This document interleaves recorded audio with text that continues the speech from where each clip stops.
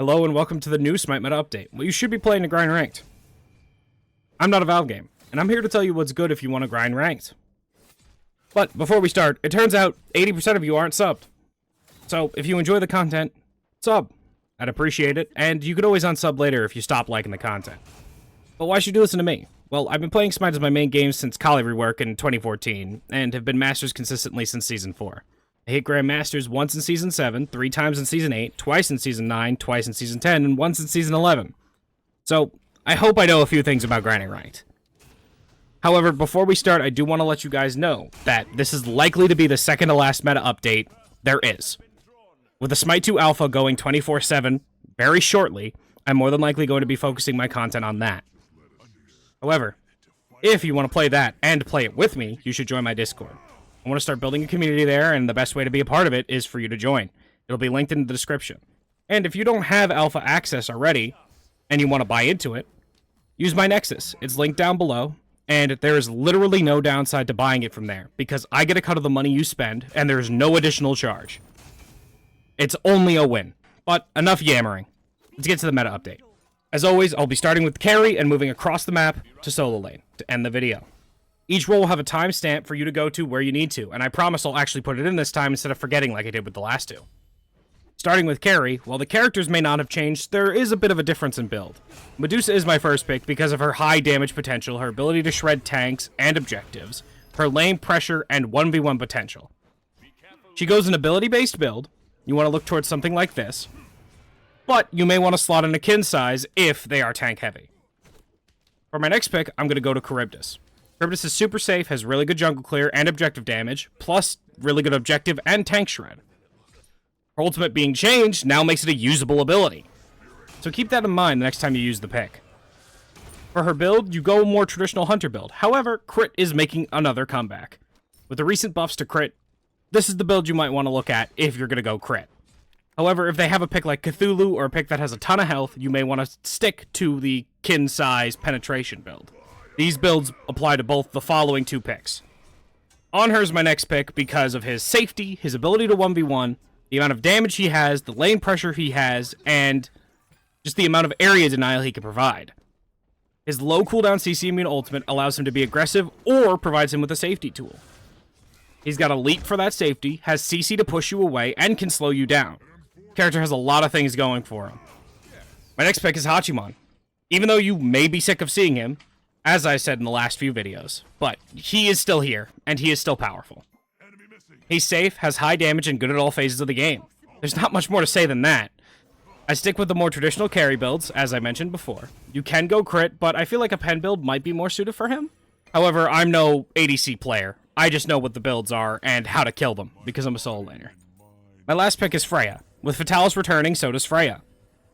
She has decent early clear, has really good late game, and she has a lot of flexibility in terms of how she starts the game. Here's her build. It's basically a bit of lifesteal, demonic grip, and you could choose to sell her starter item if you wish.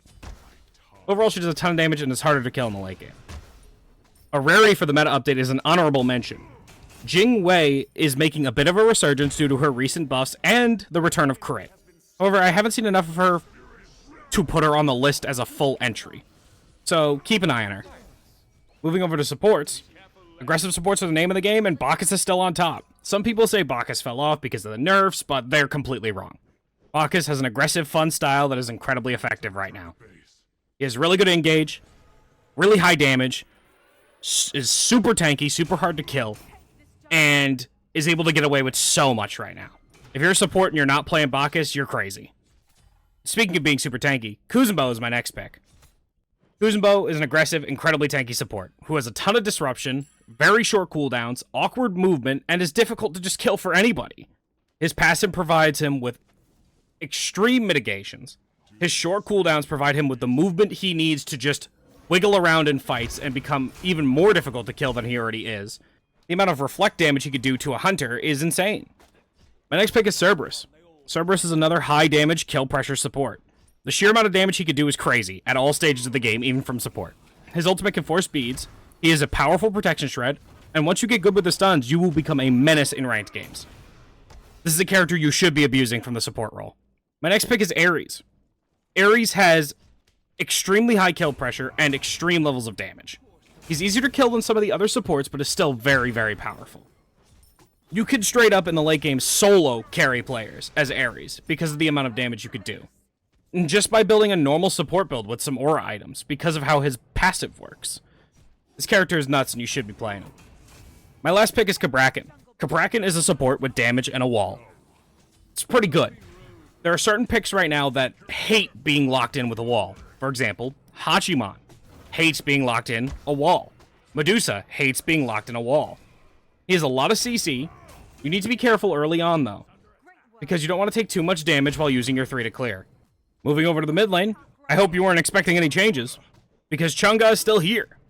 Chang'e is a character, despite the nerfs, that still just is making stuff happen in games. In late game, she pushes Blink, pushes 2 or 3 buttons, and if the enemy team doesn't use their relics properly, they're dead. You should go with this build for her. It allows her to do absurd damage and explode carries like she wants to. Try to be the one who engages the fights, starts them yourself, or comes in on the side after they are started. You don't want to have the fights engaged on you because that makes Chang'e significantly weaker. My next pick is Medusa. For the same reason she's good in carry, she's good here. Not really going to elaborate much on it, but ability damage, shred on tanky targets, the ability to just have a hunter with a red buff in the early game is very powerful. My next pick is Ra. They just keep buffing this guy. He's got really good early game mid pressure, has really short cooldowns, and his ultimate in the late game has like a 36-second cooldown. It is insane. This character has really good damage, solid survivability, and overall just should be picked up by more mids. He is doing so much right now. My next pick is Agni. Agni has damage, safety, and short cooldowns. Agni can run games from the mid lane just by virtue of how the pick works. He is the quintessential A-tier pick, but is better than that right now. Agni is versatile, but I feel this build fits him well. In the late game, you're dropping bombs on people and just destroying them. My last pick is Yu Huang. Yu Huang has high damage, safety, and more. The items you want to buy on Yu Huang feel really good right now, so there's just so much going for him right now. Even tanks in the late game, getting hit by Yu Huang ones, are just getting a quarter of their health chunked away from them because of that character. This character is nuts. I hope you weren't expecting any changes in the jungle role, because there aren't any. Camazotz is my first pick. Safety, high damage, and healing, really good. His ultimate, safety tool, that instant sky button, you know? You have it as a chasing tool, and you have it as a getaway tool. This character's broken. Needs to be nerfed, hasn't been nerfed. That's really it. The only downside he has is that he doesn't have hard CC in his kit. My next pick is Daji. Daji is another god that is good because of her insane kill potential. Her ultimate forces purification beats easily, and she just has so much mobility. In the late game, she's difficult to 1v1, and she has a use at all points in the game, because of Palau. My next pick is Lancelot.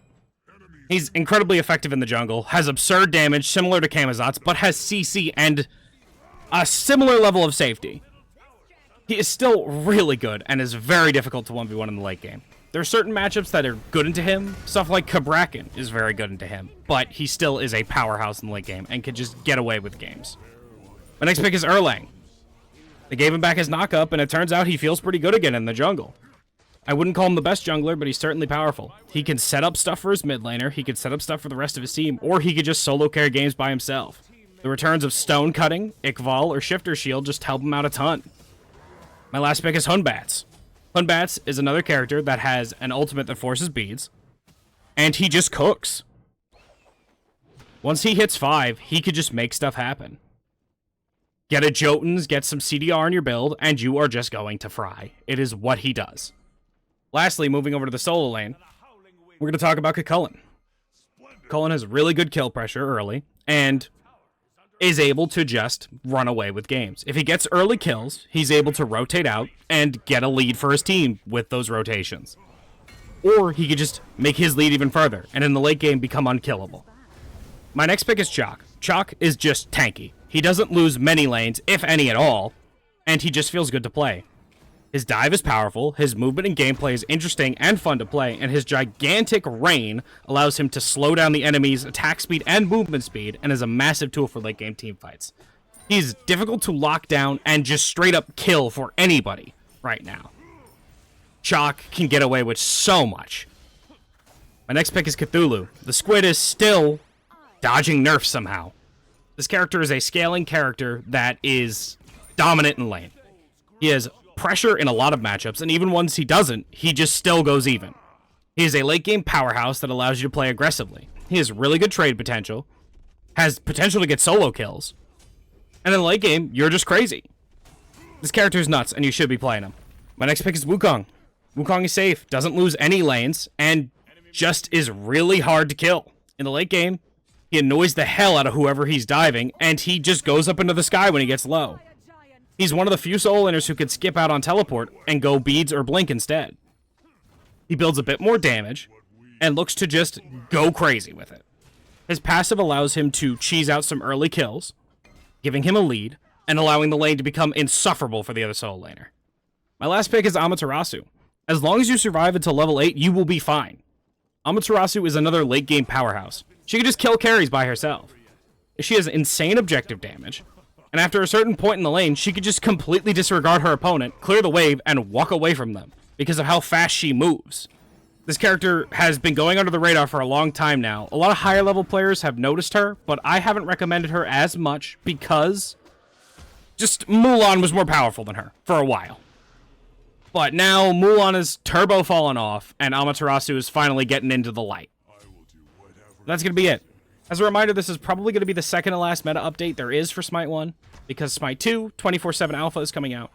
And if you'd like to get in on that or play with me on that, my Discord will be linked down below. And if you haven't bought into the Alpha yet, Nexus, my Nexus, will be linked down below as well for you to buy it. There is no downside to buying it. There's no additional charge. I get a cut of what you spend there. That's all it is. So, as per usual, if you enjoyed, like, share the video around, sub. Otherwise, though, peace.